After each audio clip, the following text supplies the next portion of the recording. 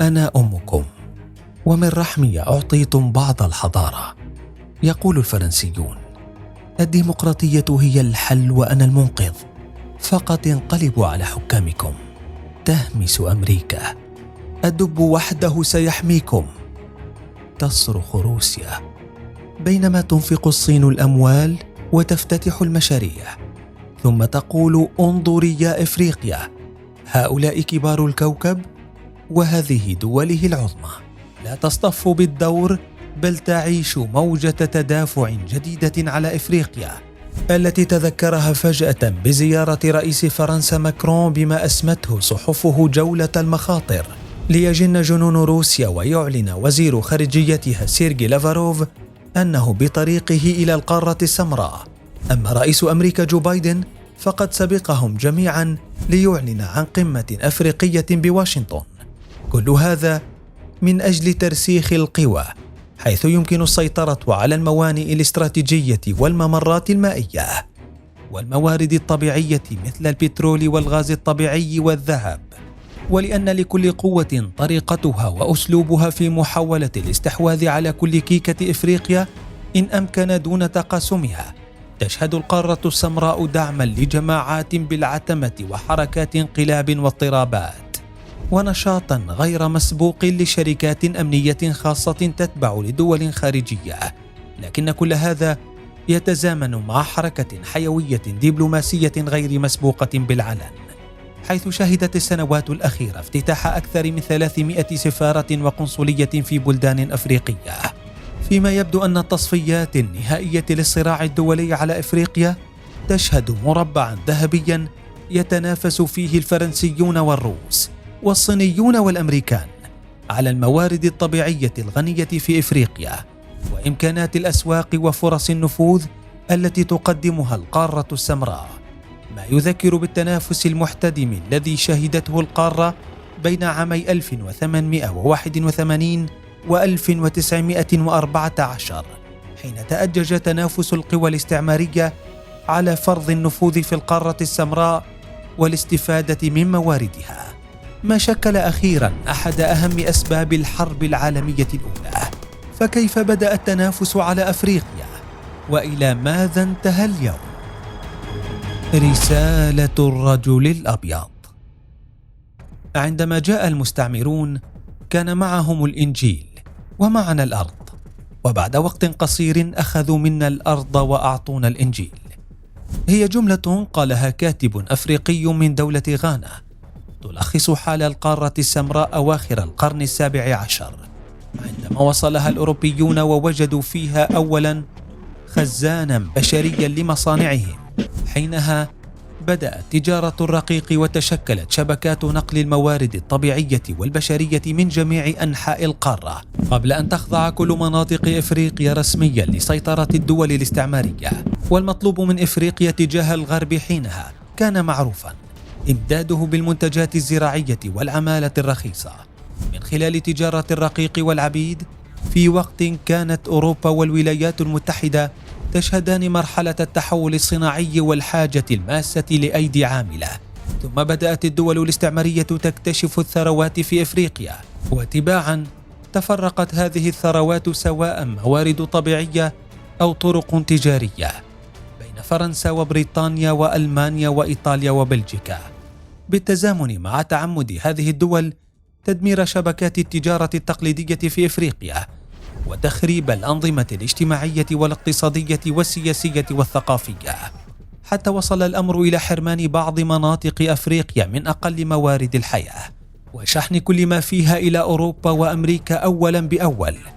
ما حول كل أفريقيا إلى قارة مريضة مستغلة حد الإعياء من التجار والجنود والبعثات التي كانت تعرف برسالة الرجل الأبيض. ولم يفت الدول الاستعمارية خاصة فرنسا التي تفردت رويدا بأفريقيا أن تكرس حروبا لا متناهية وسفكا للدماء وفقرا وفوضى سياسية وضغوطا دولية استمرت على كل دول أفريقيا على مدى قرنين. وحتى عندما حصلت دول إفريقيا على استقلالها خلال ستينيات القرن العشرين، وجدت نفسها مضطرة للتعامل مع دول منهوبة وحكومات بمعظمها معينة من قبل الدول الاستعمارية ذاتها، ما شكل تركة ثقيلة خلفها الاستعمار الغربي، ما حال دون تطور معظم دول إفريقيا، وجعل استقلالها منقوصا مع استمرار التبعية ثقافيا وسياسيا واقتصاديا لدول أوروبا، وخاصة فرنسا التي بقيت على نهجها حيال أفريقيا، لكن من خلال التحكم باقتصاداتها وحكوماتها، قبل أن تجد دول القارة نفسها غير قادرة على توفير الخدمات لشعوبها مثل التعليم والأمن والرعاية الصحية والبنية التحتية، فما كان منها إلا أن وقعت في فخ غربي جديد، وهو الاقتراض من الهيئات الدولية بعد موجة الانفتاح الاقتصادي في ثمانينيات القرن. وحينها أقرض صندوق النقد الدولي وبنوك تجارية غربية الدول الإفريقية أموالا أكثر بكثير مما تقدر على الوفاء به. ما حدا بهذه الدول وضع رقبتها أكثر وأكثر بيد الاستعمار الغربي بشكله الجديد، لتستمر معاناة إفريقيا من الجوع والفقر والأوبئة، مع الافتقاد لمقومات الحياة الأساسية كالغذاء ومياه الشرب والكهرباء. وبنظرة سريعة على الأرقام الاقتصادية يمكن استجلاء حقائق أن نصيب الفرد سنويا من إجمالي الناتج المحلي في إفريقيا لا يتجاوز 850 دولارا، بينما لا يتعدى متوسط عمر الإنسان في أفريقيا 55 عاما، في وقت يبلغ متوسط عمر الإنسان في مناطق أخرى من العالم نحو 85 عاما. فرنسا الآفلة. مع تصاعد الصراع الدولي على إفريقيا إلى مستوى غير مسبوق، تحاول فرنسا بكل ما أوتت من إرث استعماري أن تحافظ على موطئ قدم لها بالقارة السمراء، حتى ولو بالاعتذار عن الحقبة الاستعمارية على لسان رئيسها إيمانويل ماكرون، إلا أن الأمس ما عاد يشبه اليوم أبدا بالنسبة لباريس التي بدأ نجمها يسطع كأكبر قوة استعمارية في إفريقيا في أعقاب هزائم نابليون بونابرت في القرن 18، حين أرادت فرنسا أن تعوض عن هزيمتها أمام ألمانيا وفقدانها مقاطعتي الألزاس واللورين عام 1871 عبر البحث عن دول ضعيفة تحتلها وتنهب خيراتها.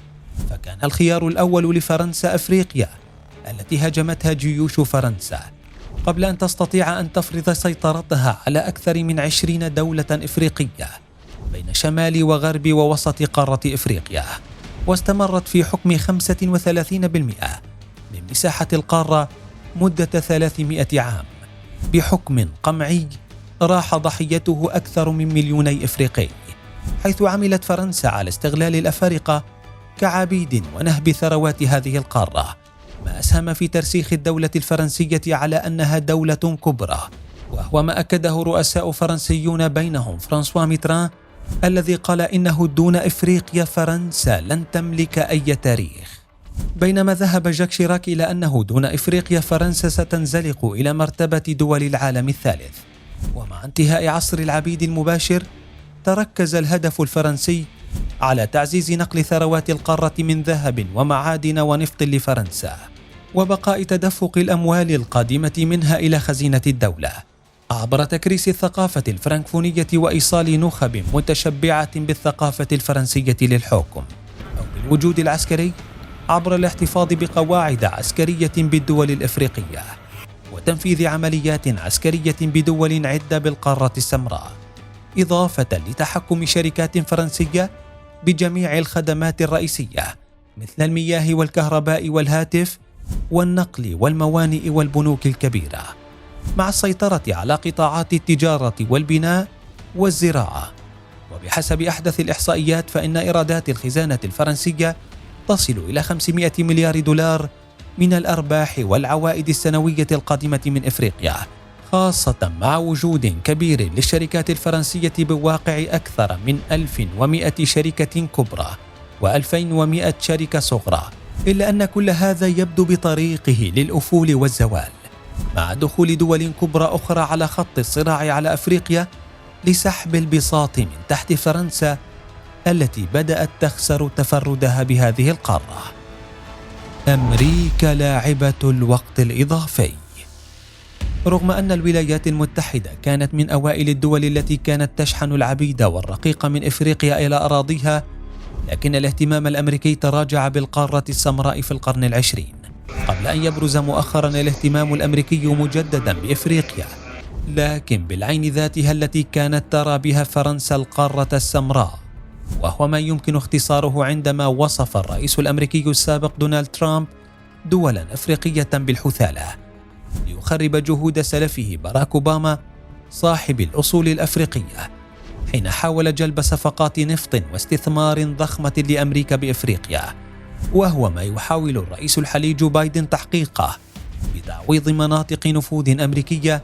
خسرها ترامب بإفريقيا، بعد أن اتضحت أن معالم موجة التدافع الجديدة تتجلى بالسيطرة على الموانئ الاستراتيجية والممرات المائية والموارد الطبيعية الاستراتيجية مثل البترول والغاز الطبيعي،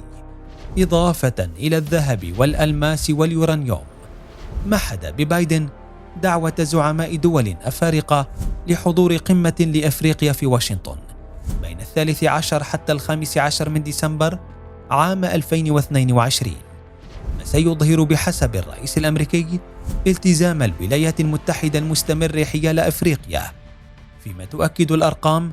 أن الولايات المتحدة التي تستهلك ربع إنتاج العالم من النفط تمتلك 3% فقط من احتياطات الخام العالمي،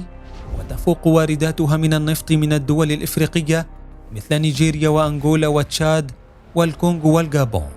ما تحصل عليه من الدول العربية الشرق أوسطية. كما تحتفظ واشنطن بقواعد عسكرية على أراضٍ إفريقية بهدف مواجهة الوجود العسكري الروسي المتعاظم داخل إفريقيا، وتنفيذ مناورات عسكرية أمريكية إفريقية مشتركة، وآخرها في يونيو من عام 2021، إذ تقدم أمريكا نفسها في إفريقيا أنها نموذج مختلف عن الروس، عبر ما تقول إنه توفير الاستقرار ومكافحة الإرهاب وترسيخ الديمقراطية،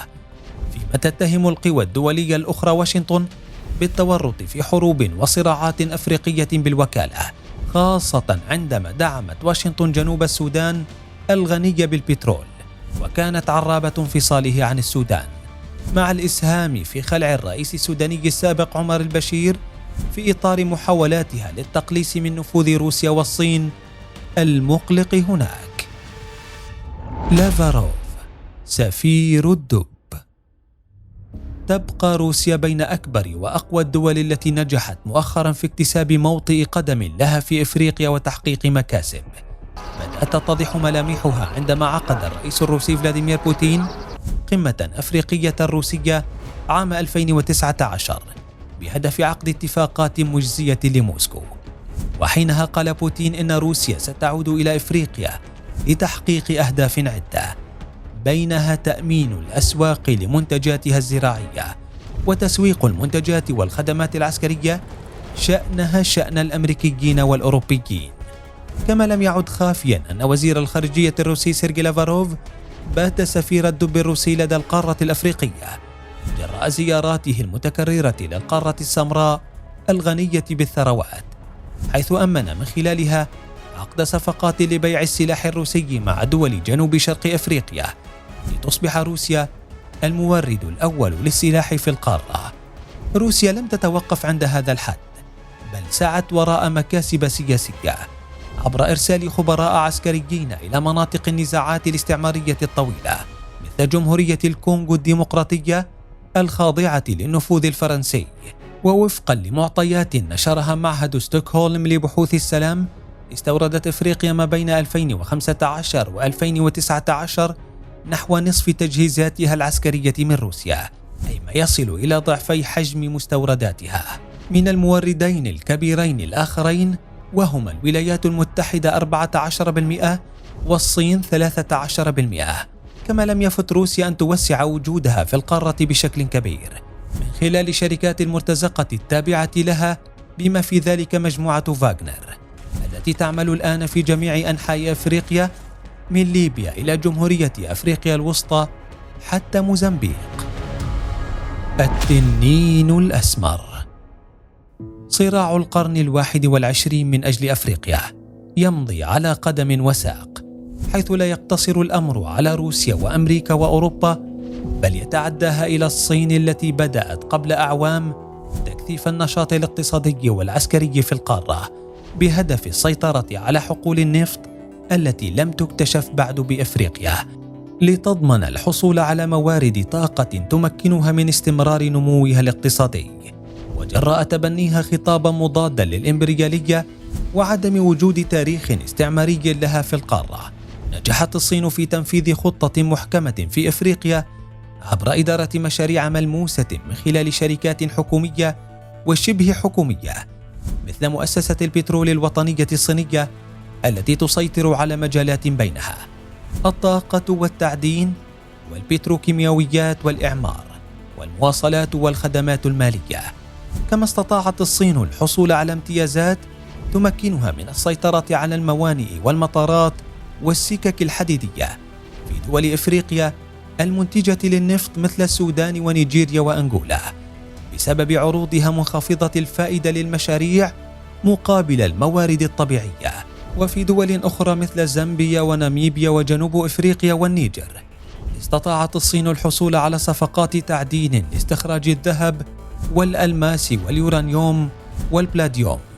ما أسهم بجعل بكين صاحبة ثاني أكبر اقتصاد في العالم، خاصة بعد مشاريع تنموية كبيرة دخلتها شركاتها في إفريقيا مؤخرا في مجالات الصناعة والزراعة الحديثة والمواصلات والاتصالات والطاقة والتعليم والصحة وتقليص الفقر، لتقدم الصين نفسها كدولة كبرى حريصة على التنمية في أفريقيا، وليس فقط على نهب مقدراتها كما حال الدول الأخرى. وهو أمر يكرسه الزعيم الليبي الراحل معمر القذافي عندما أوكل إدارة حقول بترولية مهمة إلى الشركة الصينية القومية للبترول، ما قد مضجع العديد من الإدارات الحكومية الغربية. ورغم أن الأربعة الكبار أمريكا وروسيا والصين وفرنسا تتصدر المشهد فيما يخص التدافع على السيطرة على إفريقيا واستغلال ثرواتها، لا يمكن إغفال مساعي دول أخرى الحصول على نفوذ في إفريقيا، بينها اليابان والهند والبرازيل وتركيا. إلا أن جهود هذه الدول تبقى أقل أثرا وتتركز بالشق الدبلوماسي حتى الآن، حيث شهدت دول أفريقيا افتتاح أكثر من 300 سفارة وقنصلية في بلدانها منذ عام 2010. كان لتركيا فيها حصة الأسد، فتحت 42 سفارة وقنصلية في عدة دول إفريقية. كما تركزت الزيارات المتكررة للرئيس التركي رجب طيب أردوغان على تسريع التبادل بين أنقرة ودول قارة أفريقيا في المجالات الاقتصادية والسياسية، ما يؤكد أن الصراع الدولي على قارة أفريقيا ما عاد يقتصر على الدول الكبرى قريبا، بل باتت القارة السمراء قبلة لكل من يريد رفد خزينة بلاده بالنفط أو الذهب أو المعادن وحتى الغذاء، ليبقى خير أغنى قارات الأرض لمن هم خارجها،